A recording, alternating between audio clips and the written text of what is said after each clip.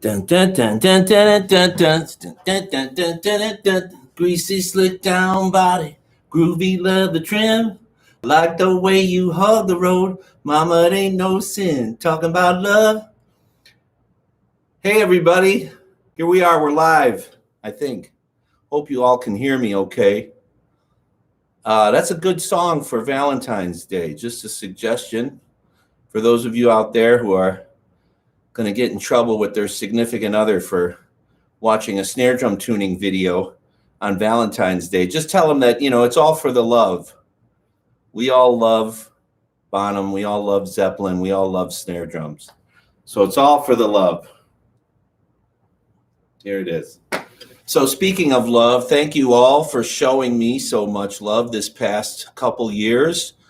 I started this channel like 3 years ago, I think, and I just passed 10,000 subscribers. So thank you so much for that. I honestly never really thought that there would be 10,000 people who are interested in Bonham drumming and videos and nerding out on the same kind of stuff that I love to nerd out on, and Terry. But it's a big community out there of people who love this stuff. So I really appreciate you. Thank you for all the support and enthusiasm and good humor. It's helping get me through a rather shit year. And I know this is all therapeutic to us in some way as well. Music is just, a great escape, and especially if you play an instrument, it can keep you going through these times of unemployment and lack of social interaction and all that stuff that human beings really need. So I just want to say hello to everybody. Mr. Isaacson is here from Sweden. Hello, Andrew. Hello, Chad Phillips. That's good. Yeah, me too. Well, I've been married just over 30 years, but I've been playing drums for about 50, a little less. Mike is in the house talking about Neil Peart and Phil Rudd as usual. Bobby Lopez. Is it Lopez or Lopes? I think that's a Portuguese name, right? Hello, everybody. Joel, Kevin Kerr. I don't know if Terry's in the house yet. AJ Bambino, Billy Harrington, my man. Long time no see. Yeah, where you been? Terry's late, as usual.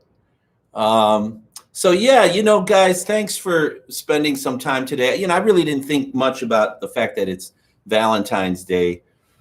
I assume that everybody's in a situation in their life, I don't know, where you can get away for an hour on Valentine's Day. I know I can, but I'm going to try to make this as succinct as possible. And I do want to focus on the tuning aspect. It's going to be kind of hard to keep up with the flow of the chat while I'm tuning, but I'm going to do my best to answer questions. And I'm trying to, address the multiple aspects of tuning with regard to the way I do it.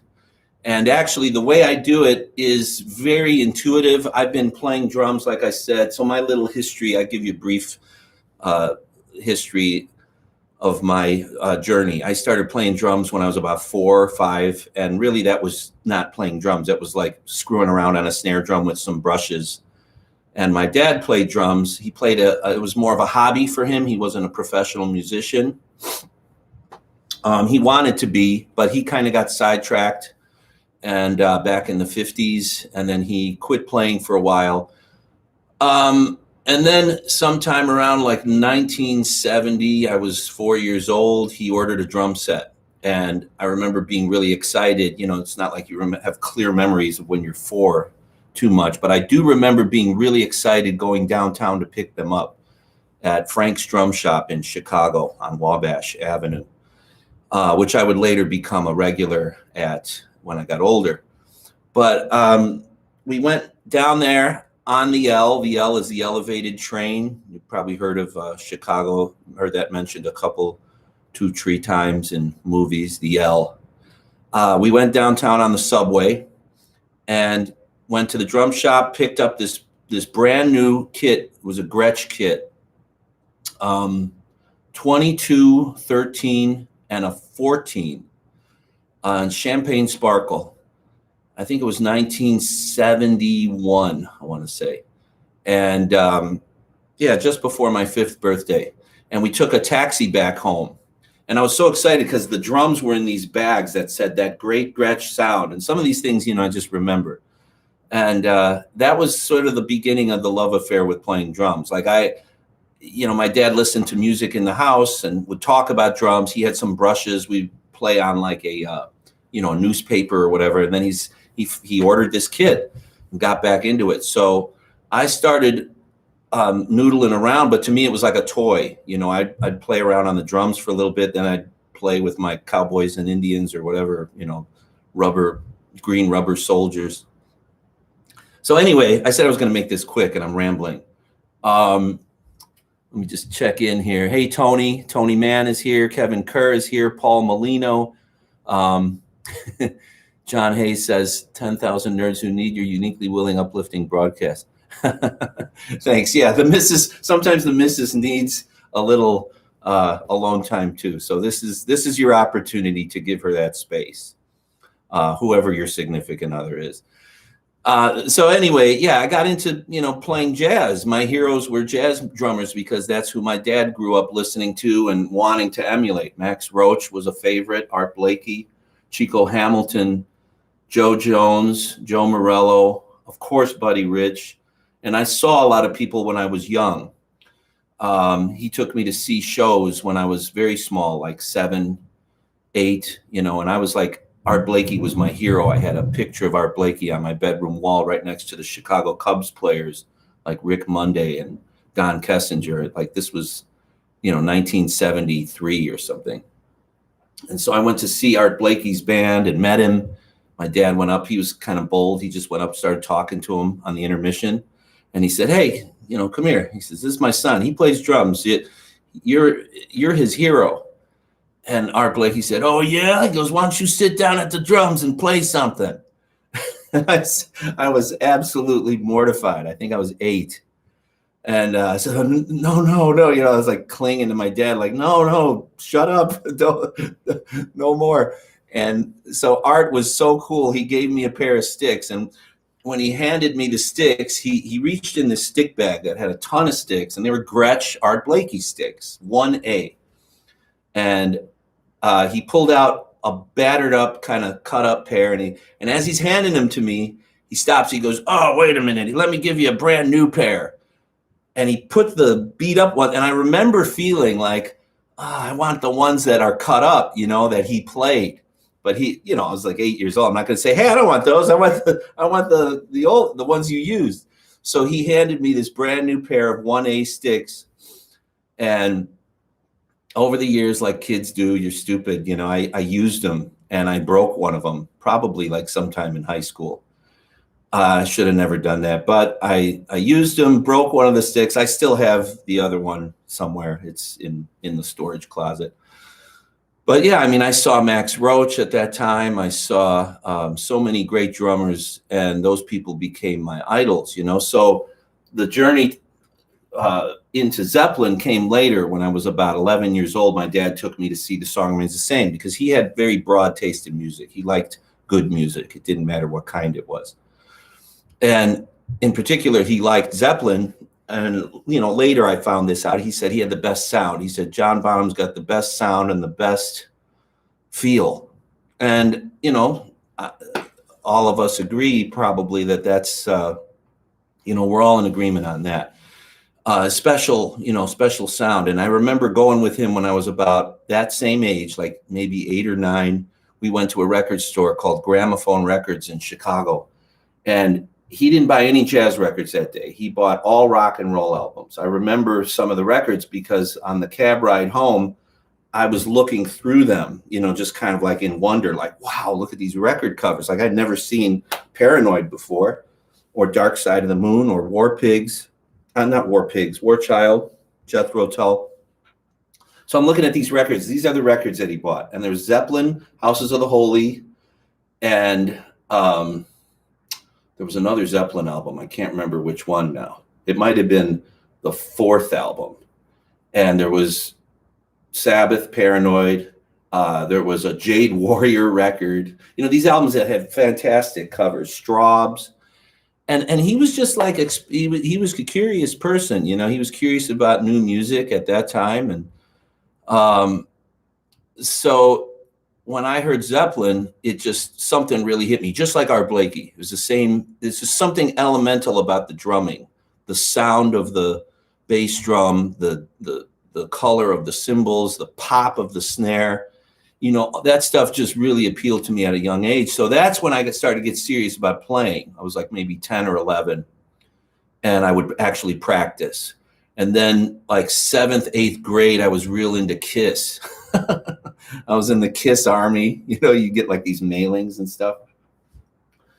But when I really got into Zeppelin was when my dad took me to see The Song Remains the Same. And that, I remember that. I was 11 years old, and it was at the Carnegie Theater in Chicago, and it just fucking blew my mind. That was the moment where I saw Bonham, especially just right from the start, the amber drum set that just looked like it was on fire, the whole thing, the sound, the feel, his attitude, talking to himself when he's playing. I was just like, what is this? You know, this guy's going, and I remember No Quarter made the biggest impression, the live version. So when I got home, I was like, I got to find this record, you know, that has this song. And we didn't have The Song Remains the Same. So I started looking through, and I found it, No Quarter, on House of the Holy. And I put it on my dad's turntable, and I must have listened to it like 10 times in a row that night. And from that point, I was hooked. Like, goodbye, Peter Criss. Hello, John Bonham. It was like, I completely, not, you know, completely, but almost overnight, I fell out of love with Kiss and became a Zeppelin diehard fanatic. And then my mission was to like learn everything. So all through, you know, like 8th grade and then going into high school, I was obsessed with Zeppelin, with Bonham. Also with Neil Peart. I had some friends who were real into Rush. My best friend, George, was real into Rush. He kind of turned me on to Rush. And then we went to see Rush a couple times. I saw him at the Amphitheater. And then I saw him again at the Rosemont Horizon. I saw Permanent Waves tour. I saw Rush 3 times. Moving Pictures tour. And then I think, man, I'm so bad. Was it Signals or Grace Under Pressure? I can't remember now. But I saw a lot of good concerts when I was in high school. I saw Robert Plant do his first solo tour with Phil Collins on drums. I saw Page with The Firm. That was a great summer of '83. When I saw Plant, I saw, I saw Stevie Ray Vaughan live before anyone knew who he was. It was before Let's Dance came out, in early '83. And then I saw The Police, their first concert of the '83 tour, when they played Every Breath You Take at Comiskey Park. I don't know, Terry, you might have been at that concert. I don't remember. There's a bootleg of that show, but I saw The Police live at Comiskey Park, White Sox, you know. So anyway, I'm rambling, but where am I going with this? Oh yeah, I'm supposed to be doing a snare drum tuning video. So anyway, that's a little bit of my history. That's how I got into playing drums. I got to high school. I hated engineering drafting. I was that was my major quote. But Lane Tech, the high school I went to, had a famous music program, which was like, how come I'm not in the music program, even though I don't read music? So I that was my first experience with having to learn how to read music. So I got a couple books and just very basic. But in the meantime, when I was at home, I was practicing Rush albums and Zeppelin albums like obsessively. I would just play them over and over and over and move. I had a turntable right here, and I had a PV amp, and I ran the receiver, my old Marantz receiver. I ran it through a PV quad. It was like 4 speakers. This thing was loud. And my grandmother lived right upstairs, my grandma and my aunt, and my mom and dad and I lived on the 2nd floor. We had a 2-flat. So this is 1981, Terry. That's when I started really to get into it, like maybe my sophomore year. No, freshman year. I wrote in for the tickets. You know, there was a ticket order form for the Zeppelin tour. the fall tour of 1980. And that day, Chicagoans know this, the day that it was announced in the Chicago Tribune, there was a full page ad that said Led Zeppelin over America, I think. And it had an order form at the bottom. And if you got your order form in early, you were like good to go, hopefully, because they were going to do like 4 or 5 shows at the stadium.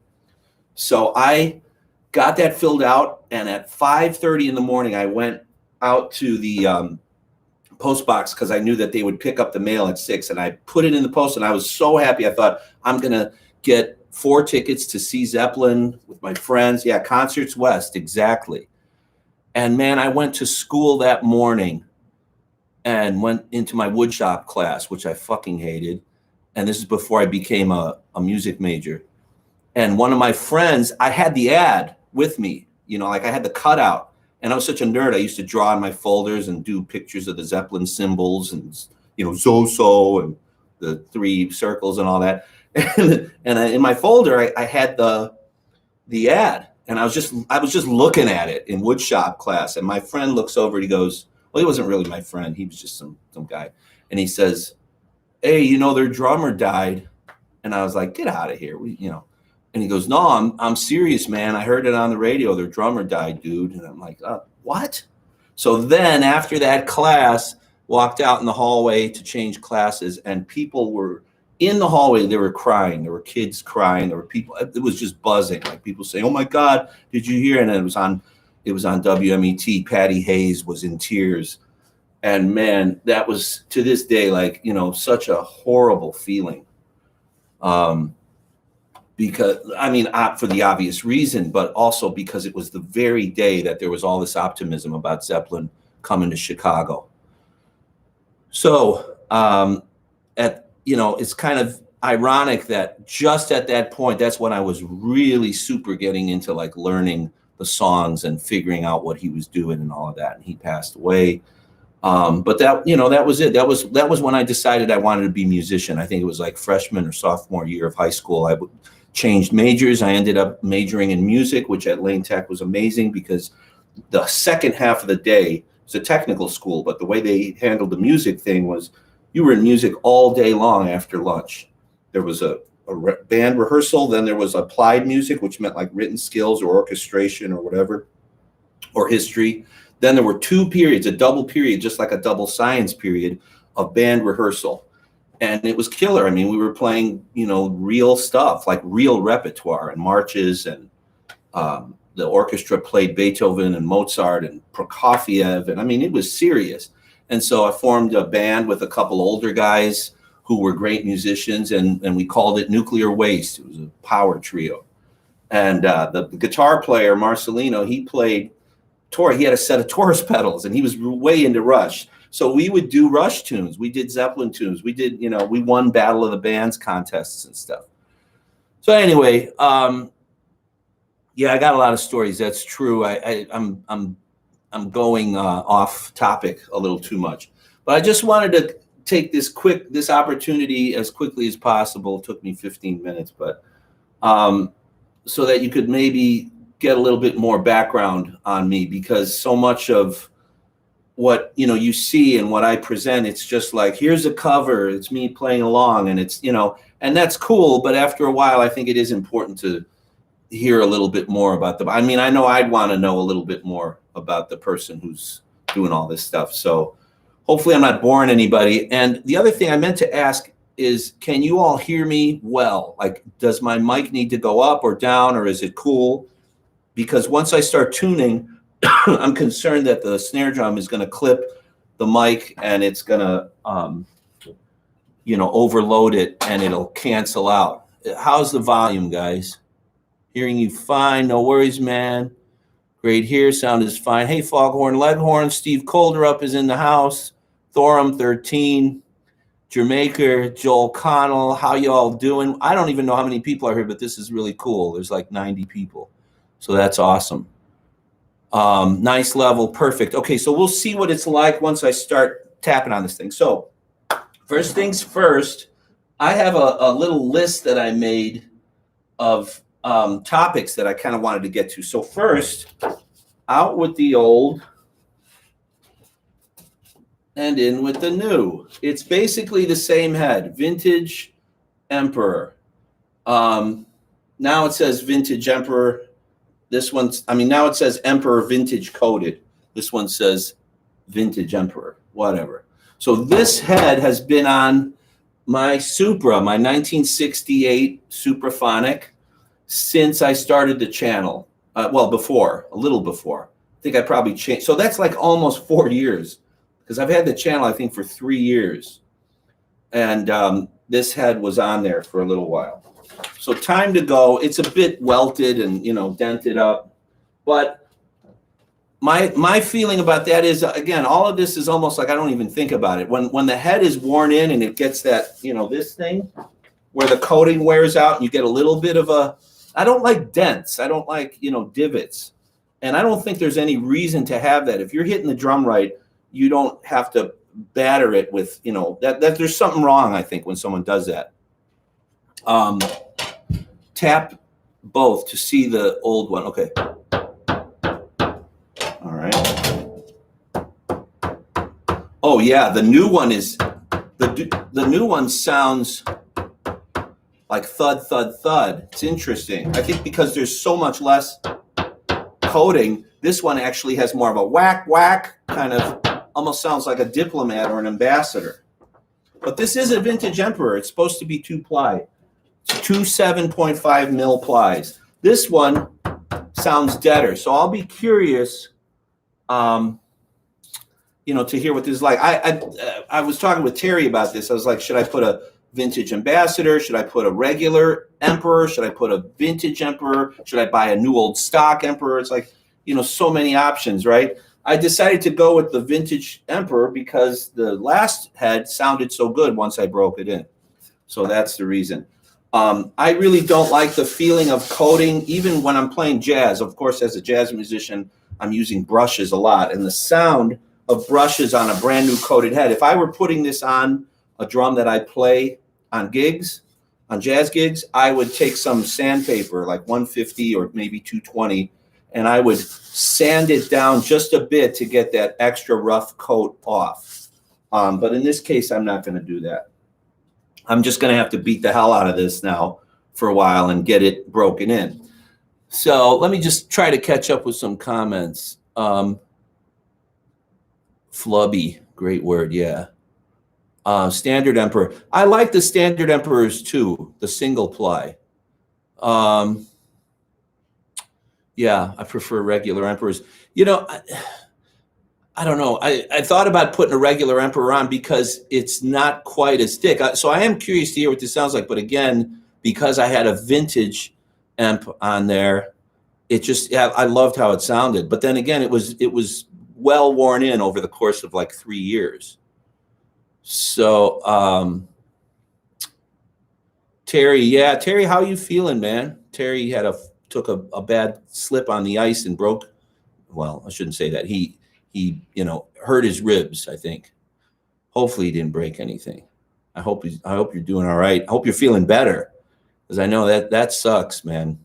Slipping on ice is, I mean, we're going through a polar vortex here. Today it's -1 this morning when I woke up, and there was a bunch of snow coming down. And yesterday I actually slipped on ice about 10 years ago. I face planted. That was bad. Look at this. I already got a big Greek schnoz, and I had to have my nose fixed. I face planted and broke my nose. Blood everywhere. It was a mess. I actually fixed it up myself. The paramedics came and said, you can either go to the emergency room or you could just do kind of what fighters do. You put some Steri-strips. And that's why I was like, I don't want to go to an emergency room. So I just went home, cleaned it up, put some Steri-strips on it, pushed this back together, taped it up. It's like, let it heal for a while till I get a nose job. And then I had to get a nose job. It was all fucked up. It was like crooked. Yeah. Netherlands. Someone's here from the Netherlands. Noel Francisco. I love the Netherlands, man. I was just there a couple years ago in where the Van Gogh Museum is. I was in Germany and we took a trip there. Colder than a witch's tit. Oh my, that's an old one. I wonder how far back that goes. Yeah, that's right. Vintage Emperor is 2 7.5 mil. I think the Vintage Ambassador is 7.5 mil and a 3 or 3.5 or 2.5. It's like a 10 mil head. How many Japanese gigs did Zeppelin do? Mike, that's Mike. They did, I think, 5 on the 71 tour. I'm not sure. I'd have to think about the dates, but they did about 10 total. They did like 5 or so in 71, September, and then they did like 5 or 6 in October of 72. And that was that. Alessandro, hello, ciao. Ciao bello from Italy. Alessandro, my man. -5 in London? What, -5? No, that's Celsius. Americans don't understand that. It's literally -5 here today, Fahrenheit. -17 Celsius in the north of Sweden. Good Lord. Okay. Why did Bonham prefer the Supra? I don't know. You know, see, Mike, we don't know these things unless there's a quote. It's just speculation. I think he preferred it because you get such a great pop, and it's what was available from Ludwig. You know, the Supra to me is so definitive of his sound that you can't imagine him playing anything else. But I think he would have got a great sound out of any drum. It's just the Supra has that combination of the pop and the openness. To me, it's got some air, like breath in it. And I don't think he liked the brass. Yeah, exactly. I don't think he cared for the brass, but I think he had a brass drum, and I think he may have played it on some recordings. Tour also, 72, Australia. It sounds to me like a brass drum. There's a boing. There's a yeah, throaty and resonant if tuned properly. That's correct, Terry. So, okay, let's get to this because I don't want to chew up any more of your Valentine, you know, snuggle time. So here it is. Da, da, da, da, da, da. I just polished it. This drum doesn't have too much pitting. It's in pretty good shape for a 60s Supra. And I just changed the bat muffler. Now, just one quick tangent. This muffler I got from Canopus. It's a Canopus. I don't know if you can see that. Damn it. Come on. So the thing with this is that's so lame is that Canopus makes a reproduction baseball bat style muffler, but this part doesn't fit in an old Supra. How dumb is that? So they've got you know, these components in here that are improved. It's got like little notches where the muffler can lock into place like that. It secures it. There's like little notches so that you don't have the typical problem of it sliding off while you're playing. The previous one that I had that I've used ever since I bought the drum, I was constantly having to like readjust it to get it to touch the head because it wouldn't stay in place. And that happens often with the baseball bat type. The later round ones with the round felt, that doesn't happen as much because it's designed differently. So a guy named Sean that I met, you know, through here, super nice guy. He said, try the new Canopus muffler. It's great, but you're going to have to like jury rig it because it's not, it doesn't fit the hole. So basically what this thing, you know, and it is nice. I mean, this component is really nice and it works well. I haven't yet used it though with the head on. So I just changed this when I took off the head. So this is all going to be kind of an experiment, you know, but the bat that it came with, I had to use the original and this little conical sleeve here. These are the originals from, and then this part in here is the new part. That was the only way I could get it to work. I'm not going to drill widen the hole on my Supra. It's just ridiculous to me. So anyway, that's a new muffler, and it's supposed to be a reproduction. Now, I'm going to tap on the bottom of this so you hear the tone of the bottom head. The reason I didn't detune it, I didn't want to go through all that work. As you know from previous tuning videos, I'm lazy. And I don't think most of you really need to know at this point. Most of you have been playing drums for a while. So even though, you know, getting the Bonham sound with a Supra is elusive, I think you basically know what's up. Like, you know that the bottom head should be tight, fairly tight. So now that tone, I checked it with a pitch pipe. Let me just check again. It's a little lower than a G. Let's see.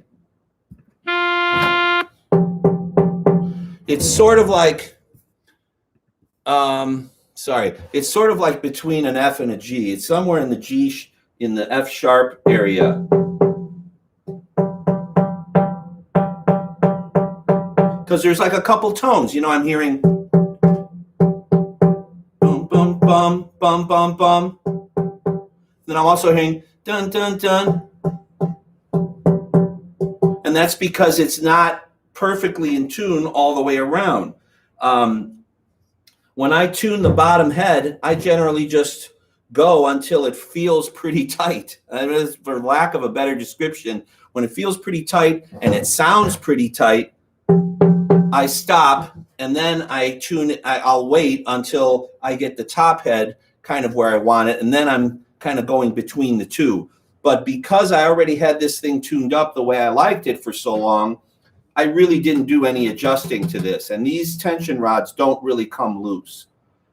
These do on the batter side, but these don't. So I rarely, if ever, touch this. But just imagine. So I would just say, as far as like tuning the reso, get it nice and tight, and then see if you can get it somewhere in this zone of like if you want a note, it's a G or an F.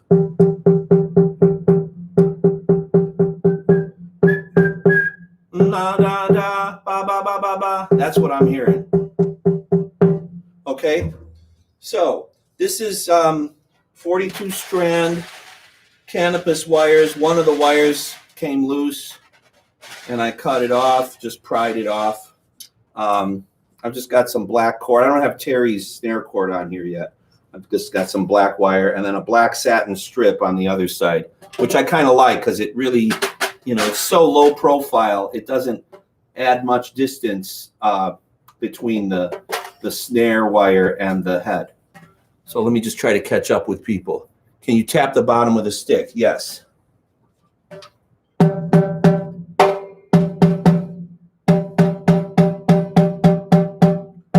See, I'm hearing da da da. So, you know, if you want to emulate what I'm doing, you could try to get that note. But I strongly urge people to just go for their own thing and what sounds and feels right, okay? How do you tune a drum? Okay. You use a drum key and you turn clockwise until it sounds good. And I really don't mean to be a smartass there. That's how I tune. I tune by ear. And I also often change the tuning a little bit depending on the room. You know, in my basement is one thing. If I'm in a club, there's gonna be different frequencies. If I'm in a concert hall, if I'm playing outside, it's totally different.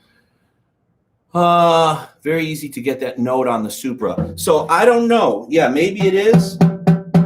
I think if you just tighten it up, it's not super cranked, okay? But it's definitely tight. It's not like it's I wouldn't say it's below medium, whatever that means. I mean, it's like medium tight to tight, but it's not super cranked like, you know, drum corps tight. Let me just kind of back up. George, is there much difference in tuning a 6.5 and a 5 or 5? No, not really, Tate. I mean, I tune them the same way. And again, I tune them differently depending on the band and the music. But the method is the same. Generally, I make the bottom head pretty tight. And then the top head, I adjust to taste. It's like seasoning, you know. The relative tension to batter,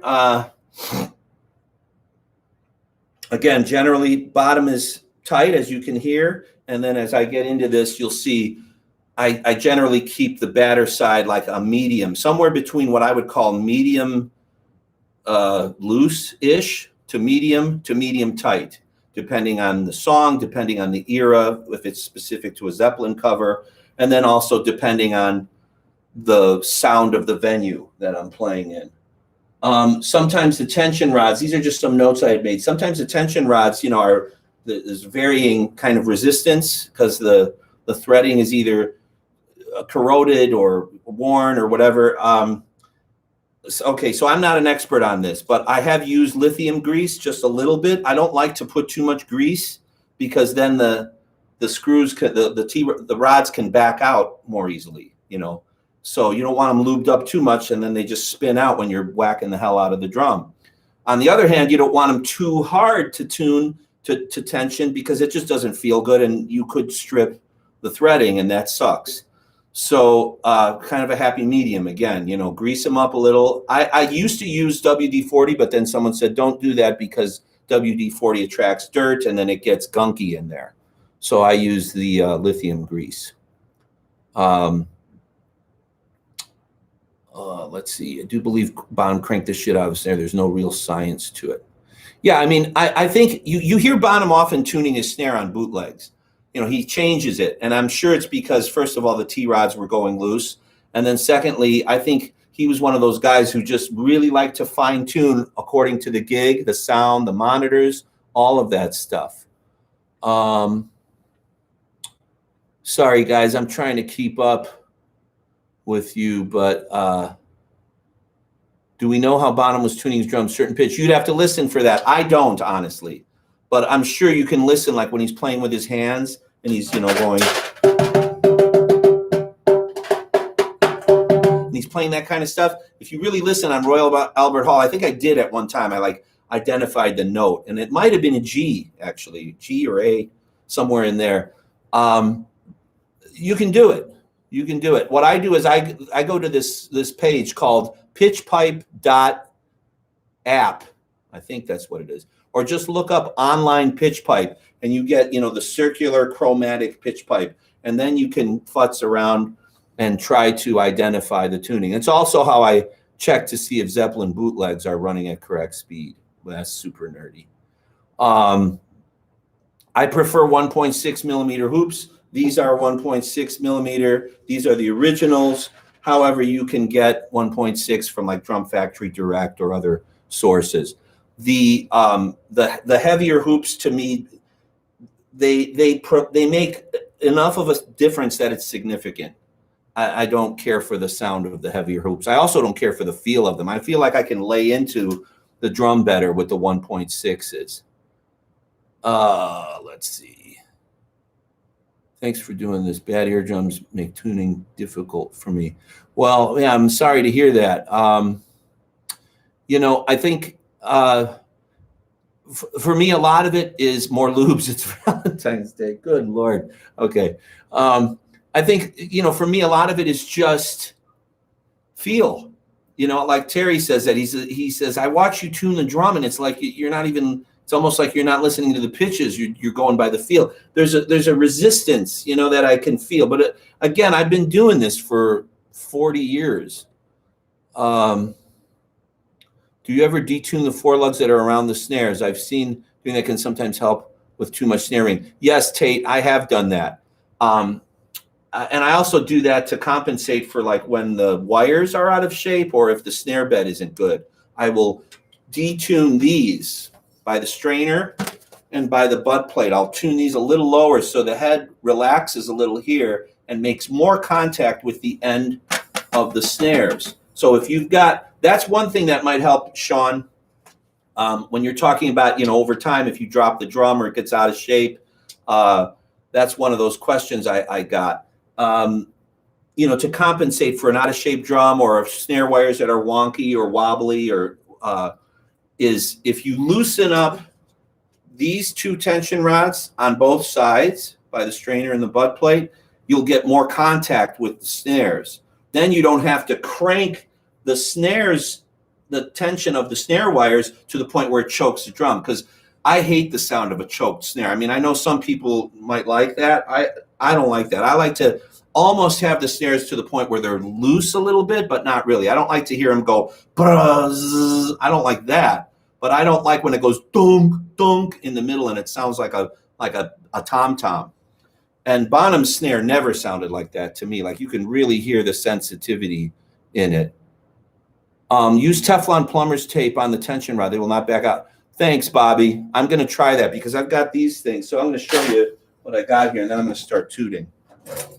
I got these Canopus little red plastic washers. They don't really do anything. They just keep it from backing out sooner, but they eventually back out. And then you get complacent because you're not paying attention to it, and all of a sudden you're in the middle of a video, and the damn snare drum is pitched much lower. Is there a difference in frequencies near the snare bed tension rods versus the other? It depends on what the snare beds are like, I think. Like Gretsch snare beds are very curved. Ludwig aren't so bad. You know, and some there's like no snare bed. Like a box. That reminds me of Mean Streets. Like a box. How do you get the ringing sound on this? How do you get rid of the ringing sound on the snare? Well, there's lots of ways. You know, muffling, tightening up the bottom head. There's just a lot. You got to just experiment. Also, the ringing sound gets eaten up a lot of times by the music.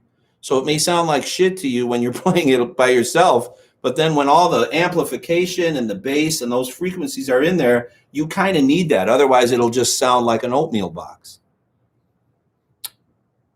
Bonham didn't use no Canopus BS, that's for sure. But the thing is, I get tired of the tension rod slipping out. So I don't really think it affects the sound. But I'm probably going to take these things off anyway. As a matter of fact, I'm going to do that right now. Off with you. I might try the plumber's tape thing on these tension rods when I'm done. So one thing I want to say before I start tuning, and then I promise you I'm going to stop BSing and start tuning, is because this is going live and I don't have the kind of setup where the audio is great, it's just my laptop audio. I'm going to tune it, and then I'm going to get it to where I want it, and then I'm going to do a video, and I'll just, you know, showcase the snare drum so you can hear it through the microphones and the mixer. Now, I am going to show you also my mic setup because I've been getting a lot of questions about that, what I use. Plumber's tape. Damn, I'm going to do that. I don't want to take the time now, though, to go find my plumber's tape and cut it and all of that stuff.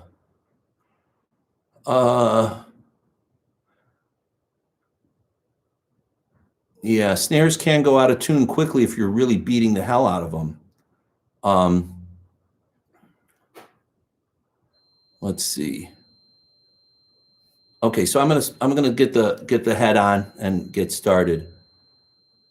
Just trying to catch up a little bit with your comments because I'm just sorry. Like I said, it's really hard for me to keep up, especially I got this laptop. It's a pain in the ass reaching over. I don't know how Terry does it. Terry's good at this stuff.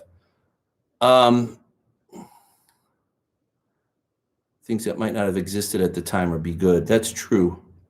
I mean, there are improvements, you know, and I bet Bonham wouldn't have just insisted on it. So Bonham actually, you know, he moved along with the times. I don't think he would have been like, I insist on, you know, shortcomings. Like maybe he didn't like the squeaky Speed King, and he would have been so relieved to find a pedal that felt good to him that didn't squeak. I don't know, but we have, you know, idolized that as being iconic, and it is fun. But in reality, honestly, I don't care. I don't care if there's a squeak or not.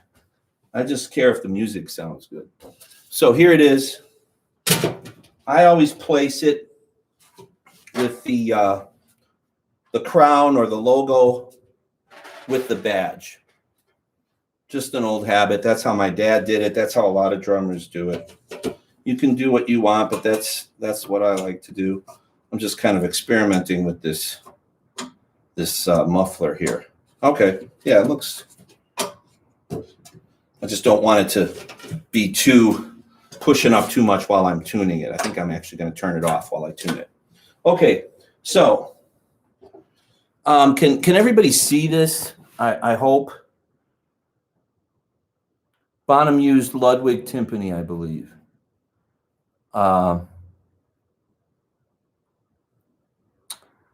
Squeaky throne. You know what? The throne that I have is a Bonham type throne that he used. It's like the Samson throne, the Rogers Samson. Here, check it out. I just got this. This is kind of nerdy, but this is the throne Bonzo used from like maybe 73 or 75. I'm not sure. I know it's in a picture from 75 and 77. Rogers Samson throne. This thing is not real padded, but I honestly like it a lot. I like the look of it, and I like that I don't sink too far into it. So you can see I have trouble staying focused. I always did.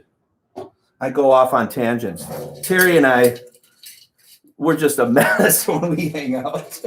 We're always going on tangents. Okay, so I'm getting everything in place now.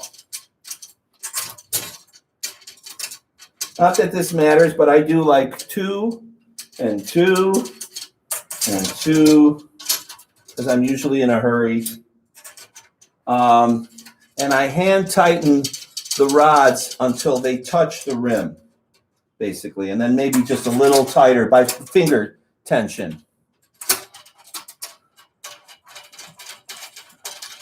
I'm getting all of these kind of finger tensioned in place now. And I just check to make sure that they are aligned so that they're not, going like this. I want them to be perfectly plumb, straight up and down and in line with the hoop holes. Got 2 more to go here. Rogers Samson throne. Yeah, it couldn't pay me enough to sit on one. I know. I don't know. The thing that I kind of like about it, because it has enough padding, is that it, okay, I'm hitting a little bit of a snag with this one tension rod, and I have to kind of get it to click through with the key, as you can see. Sometimes that happens, there's little imperfections in the threading, and finger tensioning won't work. You got to kind of get through a little bit of a knot. Okay, so these are all finger tight. All finger tight. And now what I'm going to do here, just going to check in with you guys. Somebody says Emperor Ambassador. I don't know if that's referring to a previous somebody else's comment, but this is a vintage Emperor head. So for anyone just kind of joining in recently, I'm changing my head. It's a Emperor vintage coated. It's a 2-ply head. And sorry, let me just back up a little bit.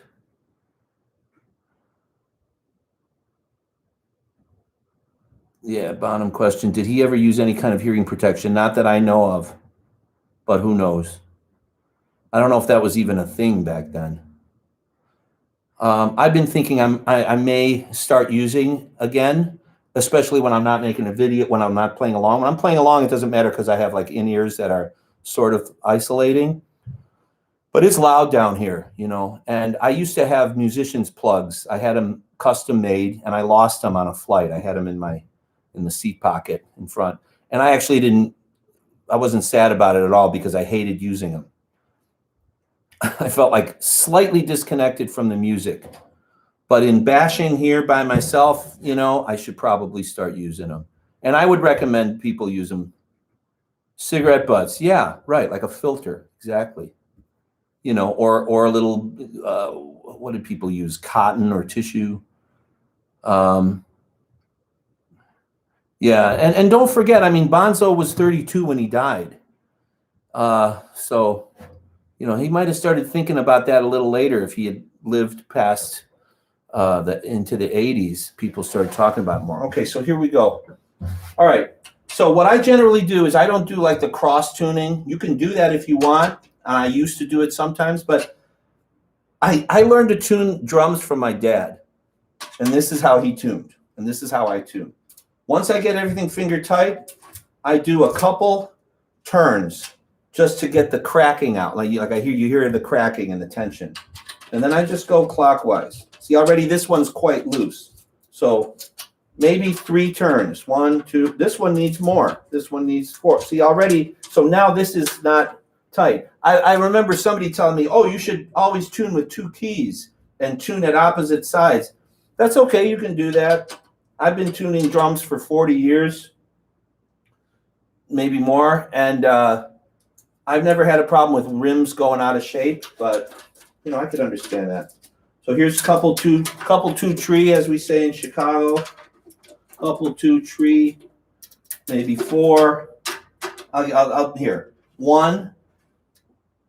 So when I say 1, that's half basically. So half, half, and another half. Now I'm starting to feel resistance. Okay. Now we're getting a tone. So now I start going less. This one's quite loose. So this one I did 2 half turns. This one is not quite loose. I just did a half turn here. Can you guys see this? Can't hear. You can't hear me, Terry? Can everybody hear me? I'm not sure what that means. Can everybody hear? Okay, good. Terry, unmute your damn speaker. Okay, so this one, I felt quite a bit of resistance, so I'm not going to go a full half turn even. I went maybe like a quarter turn. So watch here. See if I can get a better angle. Sorry, guys. What if I do this? This is better. You don't need to see my schnoz. Okay, this one, maybe a third turn. This one here, maybe a third turn. Now the resistance is such that I go based on the feel. Another one that's like a quarter to a third. The turns are getting incrementally much smaller now that I have resistance. So at this point, I start going very gradual, and I'll tap around with my finger. And I'm hearing a little bit of overtones, but I'm not hearing anything that's like boing, bong. You know, there's nothing dramatically different about where the tension is at this point. That's like an eighth of a turn. And by an eighth, I mean, you know, so if this is a half turn, this is a quarter from 9 p.m. to noon. So I'm just going from 9 p.m. to about 10 or 11. Okay. For example, see where it's at here? That's from about 9 to about 11. Now from here, 9 to about noon. From here, when I say 9, I mean in relation to the rim. So I'm trying to get it right about there, up to about 11. Now let's see where we're at. Okay, it's tuning up. Now you're going to think this, maybe you're going to think this is a little weird, but I like, once I get it to a point where it sounds pretty good and feels right to me, like a medium tight tension, then I just go excessively tight all the way around to really stretch that collar. Let me just back up and answer questions. 25 years of drumming, piping, 20 plus years of 20.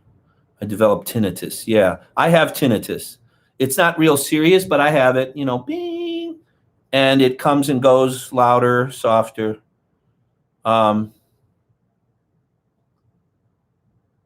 Let's see. Bluetooth sent feed to Liv's earbuds. Happy Valentine's Day, Liv. Get Liv in on the action. She'll enjoy seeing this tuning video. Liv is Terry's wife, by the way, everybody. Do you ever push down on new heads to wear it in? Yes, I do. And I'm about to do that. I'm more of an 8-lug snare guy. Yeah, okay. Cool. I like to hear the cracking. Me too. That means I know that the collar is stretching. Okay, tinnitus will never go away. I know. That's life, but I'd rather hear the music well than, you know, I know this sounds a little crazy, and I don't advocate this for anybody else. But for me, I'd rather have a little bit of tinnitus that I deal with. I'm 54 now, than not hear the music well on the gig. So but that's just me. That's just me. And it's not that bad yet. But that is why I'm thinking lately that I need to start wearing hearing protection when I'm bashing down here. Okay. So I'm going to go. Now these are closer to a half turn. So if you understand what I just did, I just got it to a point where it sounded kind of good to me with sort of micro turns once it gets tight. But now I'm going way past that point that I would normally play it. You hear that? Now I'm going to tap on this. I'm going to back the mic away a little bit. I hear it cracking still. Now I'm getting to the point where it's the T-rods are so tight that it feels like hard. You see, it's hard to turn it a little bit. Okay, but this is how I do it. I want to stretch this head. Okay, push down by the tension rods and in the center. Okay, now I'm going to put this up here, back it up a little, and I'm going to tap on it.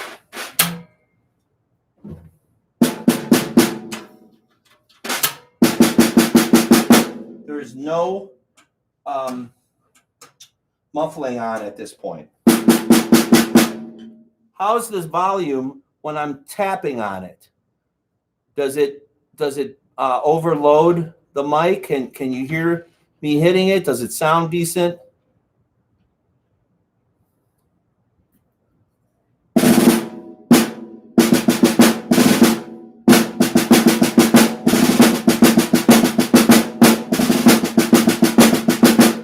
Sounds good. It's okay. Sounds really good. I'm not going to wail on it. It's very sensitive. It's got that crispy surface, coated surface kind of feel. Very crispy, very sensitive, but it's, it's got a little bit of that deadness that comes with a freshly coated head. So I can't wait to wear this off a little. So let's hear a rim shot.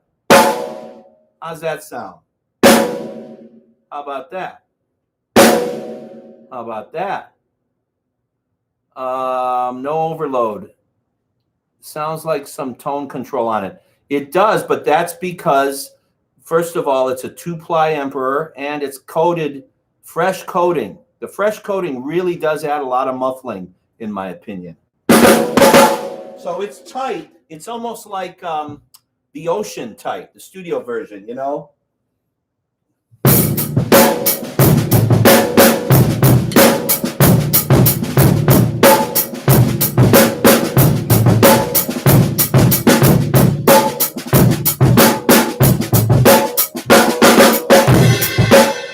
So is that overloading with the cymbals and everything? I don't know. Still ringing. The rim shot is actually fine too. Oh, that's good to know. Okay, there's an extended ringing. Well, that's because I don't have the tone control on. Sound ain't bad, full kit. Okay, George, if you take a brush, just run it around the head a couple of times. That will take off some of the coating pretty quick. Yes, or a bit of sandpaper like 220 or 150. Bass drum overloads the sound. Okay, so less, and I'll dampen the bass drum.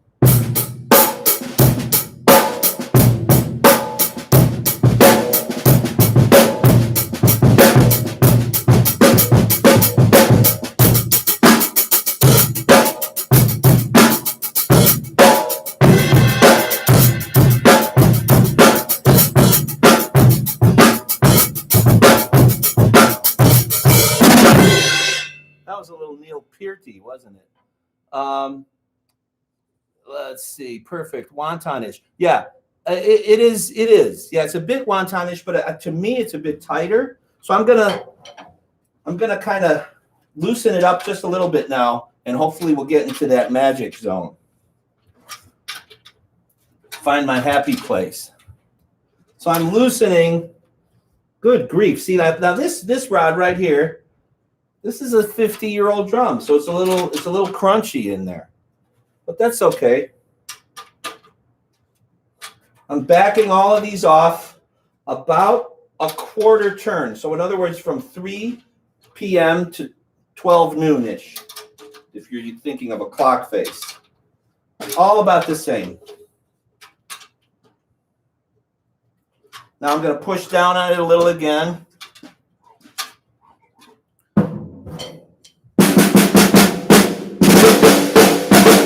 Okay, so I'm going to say one thing right now. Definitely this vintage Emperor sounds, and I think because it's new and it's coated and all of that, but it definitely sounds thick, and it almost sounds thicker than my old one. But I think that's because my old one was so worn through.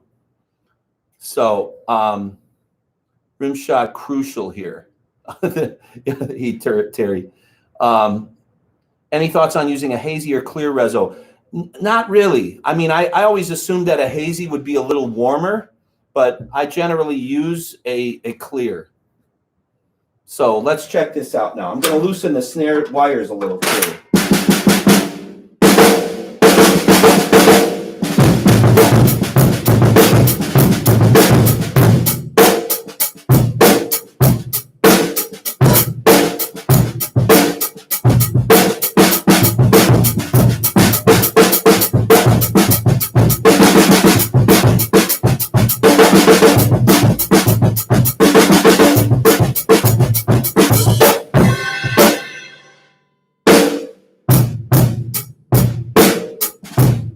I have no idea what that sounds like through this crappy little laptop mic, but it's feeling really good now. It says put that insert where you hit the rim shots. I don't know what that means, Terry. What insert? Does the snare sound better? Swap the lugs, put that tight lug at 6 o'clock. Right. Yeah. Thanks. That's a good suggestion. Thank you for that. Who was that? Eugene Simmons. Thanks. That's true. What head do you use on the reso side? No, the reso side is clear. I did a demo of the reso side before. So if anyone missed a lot of the stuff that I talked about earlier, just go back and watch the video from the start. Vintage ambassadors preferred. Yeah, in a way, vintage ambassadors are for most of my other snares. But with this snare and for the Bonham thing, I kind of like to have the vintage Emperor. Turn down a tad.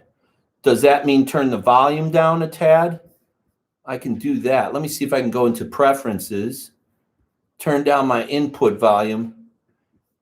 Okay, so check this out now. I turned down my input volume. I don't know if you can still hear my voice clearly, but oh yeah, that's nice and fat, you know. I like it now. But like I said, at this point, it's very fine micro tuning. I'm going up almost maybe like 1/8 of a turn, tightening it a little bit. I just want to get it a little tighter, and I'm going to experiment with the tension now. So, yeah, see, I like how this sounds. Now I'm going to put the muffler on just the first position on this new Canopus reproduction job. It's got 3 positions, which is like barely touching, touching more, and then full on flat touching. Okay, so check this out.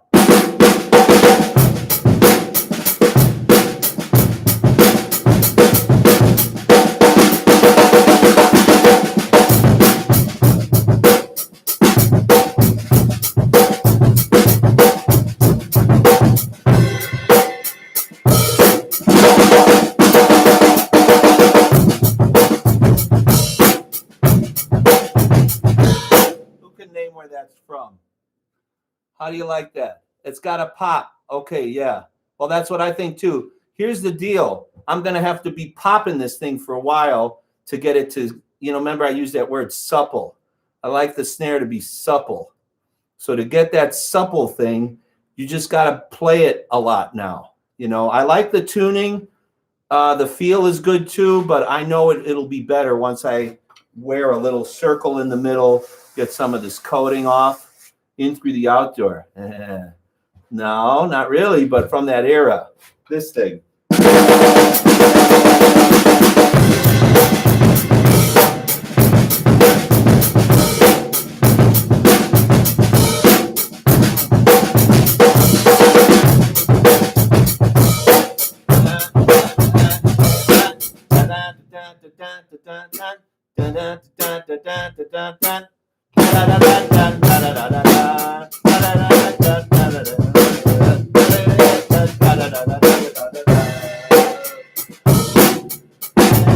That's the jam that they do on Whole Lot of Love from Nebworth. Remember when they do Whole Lot of Love and they get into this tune? I wish they had recorded whatever that tune was. I love that damn thing. So yeah, so I'm, somebody said something about ambassador for a snare. We don't know. I mean, the common wisdom or the common knowledge is that he used coated emperors. What Ochiltree said, I believe, was either that or an ambassador sometimes, but I don't know, if we can entirely rely on just Jeff Ochiltree. So this is with the muffler in the first position. Now, if you have a round muffler, let's say, I think it's important to talk about this. A lot of people don't have a vintage Supra. So if you have a newer Supra, what I would highly suggest is getting 1.6 millimeter hoops and swapping them out for the heavier hoops. Take the heavier hoops off, put the 1.6 on. If you can install, if you're handy and you can install a muffler, I would install the Ludwig, the classic round knob with the round felt, and they're easy to adjust. They stay in place. The baseball bat ones are a little bit of a hassle. I got this reproduction one, and then it turns out I had to use the original bat arm and screw because the reproduction won't fit in a vintage Supraphonic.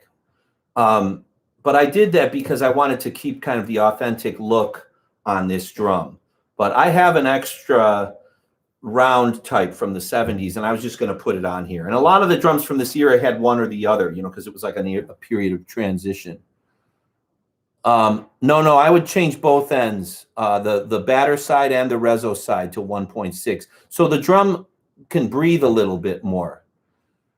Is there a way to tell if your original hoops are 1.6? I don't know. Terry would have if Terry can chime in on this, that would be great, because I just can tell by the feel of them, the weight, even when I'm hitting them. The heavier ones, they just feel heavier, thicker, but I don't know the weight. I suppose you could weigh them on a scale, and the gram weight would tell you. I don't know what that would be. Now I'm going to detune this a little bit just so you can hear it. Like if I want to tune it down, let's say for something that has like a fatter sound, even like, like St. Tristan's Sword or something like that, something from that era. Let me see here. Yeah, there's a lot of comments going on now. Sorry, folks, I'm leaning in. Yeah, I love that jam too. I don't know why that popped in my head, but let's hear Tristan's Sword. Okay, so I'm going to tune this down a little bit. Just going to back off just a little bit more. Very little. This is just a micro turn.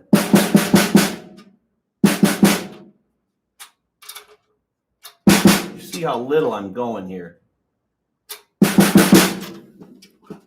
Now here's open.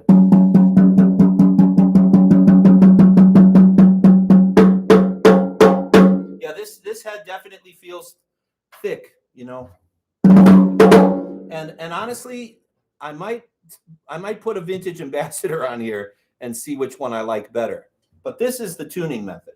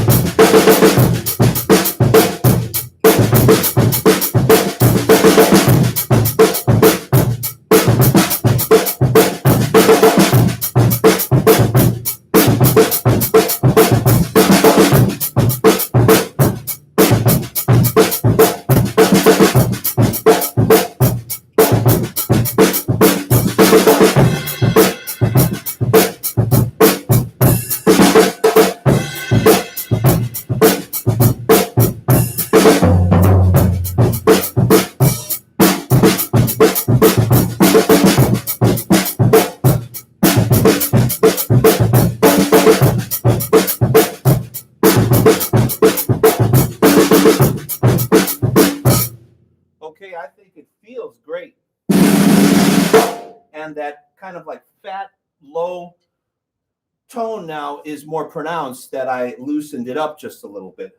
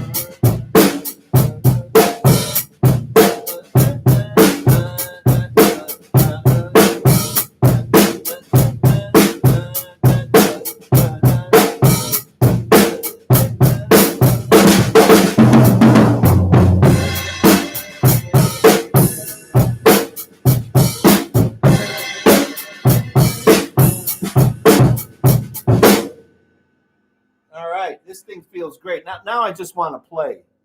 Now I just want to play, and I just want to, can I increase muffling one step? Yes, sir. Now this is one step up with the muffling. One step down.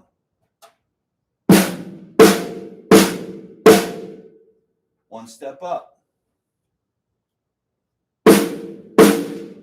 That's too much for me. I prefer the one step down.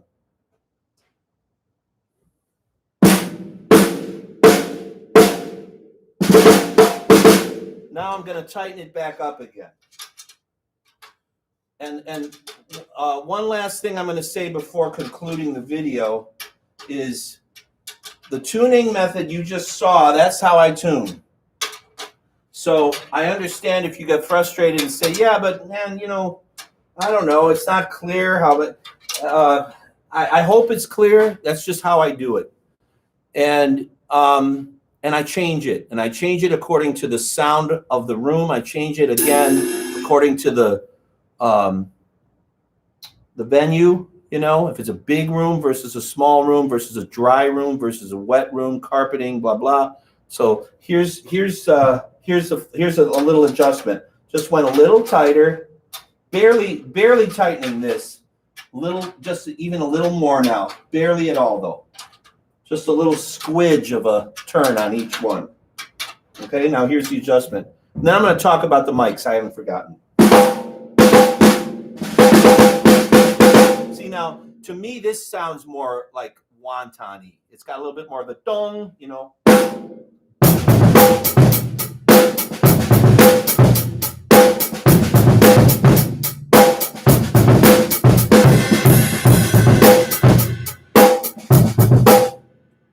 Damn this phone. All right.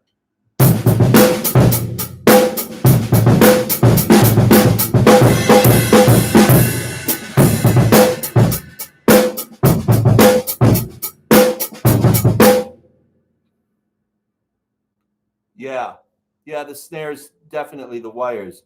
Where do you place the throw off around the, George, where do you place the throw off around the 8 o'clock position? Where do I place the throw off? I'm not sure I understand that question. Do you mean like in the setup? I have it just like, yeah, 8 o'clock position. Sorry, yeah. Yeah. Yeah, 12-inch rack tom, but they're the worst for creating sympathetic snare buzz. Yeah, they can be. That's true. And that's another thing where you just got to keep futzing with it, depending on the venue. I've been in venues where like my tom was ringing like a bitch, and then the next gig it's not. So I think it's because of the frequency response, you know. Do drummers write music on paper? Yes, sir. They do. It's drum notation. You can Google that. Is there such thing as a 30 kick drum? There is if you want it. You can do that whatever you want. I think there's a picture of a guy in the 1930s or something sitting behind what looks like, I don't know, an 80-inch bass drum. What is the exact type of bottom resonant head? Is it Ambassador snare head 3 mil? There's a hazy one. It's clear. It's an Ambassador Snare clear. Okay. And microphones. This is a Shure SM57. I'm going to try to hold my laptop up, and this is crude, but now these are two Shure KSM. I think these are 137s, right? I don't remember these model numbers. KSM 137. It's a matched pair, and I have them in an XY pattern that you can see there. And this is the most typical setup. I have these, I don't know the distance, but they're, okay, so I'm 6 feet tall. They're about 5 feet 10 above the ground. So you can see where my snare is. And I have them directly over the, oh, can you see this? Probably not. It's hard to get the perspective, but I have them pretty much directly over the bass drum beater. So there's the bass drum beater down there, and the mics are basically in line with the bass drum beater. And then I have a KSM, I'm sorry, I have a D112 on the bass drum, and I have it not real close, but not real far either. You can see that. And that's the miking. So the AKG D112 on the bass drum, Shure SM57 on the snare. And I like to keep it away from the snare a bit because of course, distance equals depth. However, what I'm thinking about doing is changing out the snare mic when I make this demo video with the multi-track drums, which I'm going to do later today, probably post it tomorrow. And I might use the MXL V250. It's a cheap condenser mic, but it works well. Terry likes to use them. I bought a couple at his recommendation, and I used to use those for the videos before I got these matched pair of overheads. But I think what I'm going to do is use the MXL mic and like set it up here. I'm kind of curious to see what kind of sound I get with a condenser mic backed away, but from this angle. So you're getting the rim shot and the sound of the drum coming up, you know, versus the traditional dry kind of SM57, which I normally don't like. You have to EQ it and stuff. So that's pretty much it. And I've already whiled away an hour and 15 minutes. So I want to let everybody get to their significant others and their obligations. To some people, it's an obligation. Yeah, the MXL V250 is a decent, cheap mic. Let's see. I would back it off a bit. Yeah. A friend of mine recommended putting the mic near the bead of the shell. Oh, that's cool. Okay. See, I'm not an expert in recording. I've recorded a lot of albums over the years, jazz albums. And I just did a project for a guy in New York, a rock project at Electric Audio, Steve Albini's studio, where they get a great drum sound. But the truth is I haven't played a lot of rock gigs in my life. I'm a jazz drummer. And I played a lot of festivals and big stages, nightclubs, recording sessions all over the world.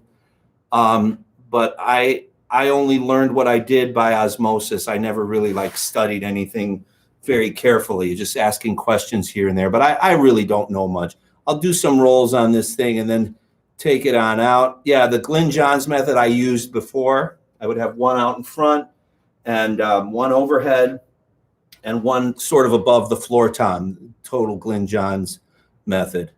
Bonham engine RAH groove.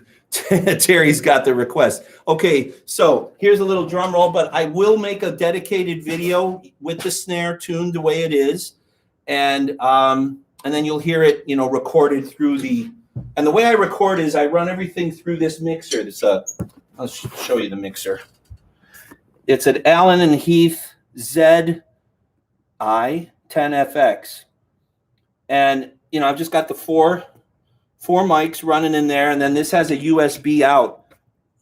Where is it? There it is. USB out to my laptop. And then I record everything to GarageBand.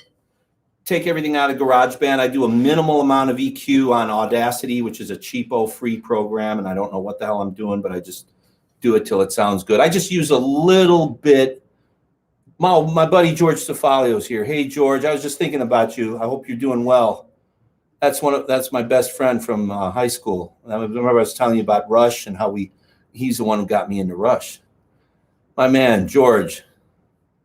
Thanks, man. Thanks for stopping by. So here we go, a little snare drum roll. Ugh. Okay, that's where the muffler is.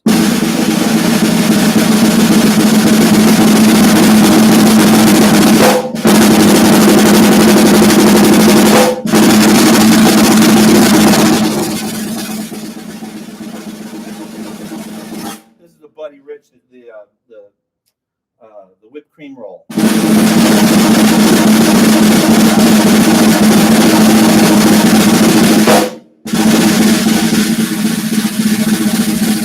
Versus, you know, a straight up and down double stroke. And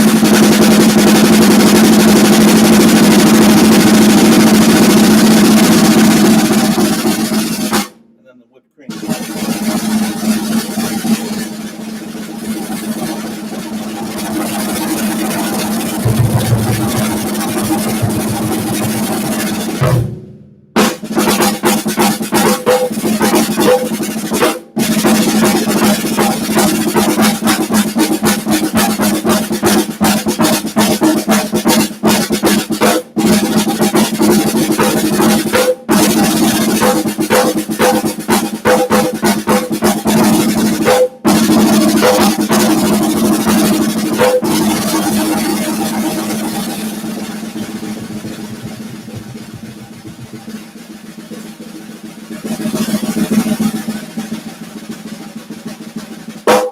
Let me turn the muffler off now.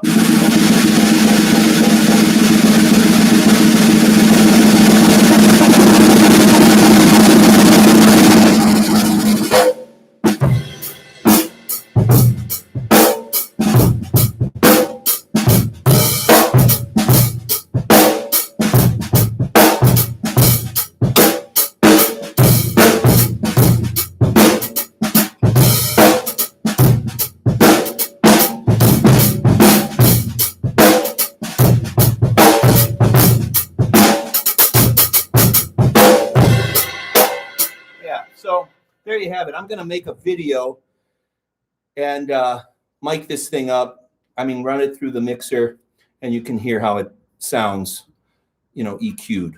So thanks, everybody. Really appreciate you spending all this time on Valentine's Day here.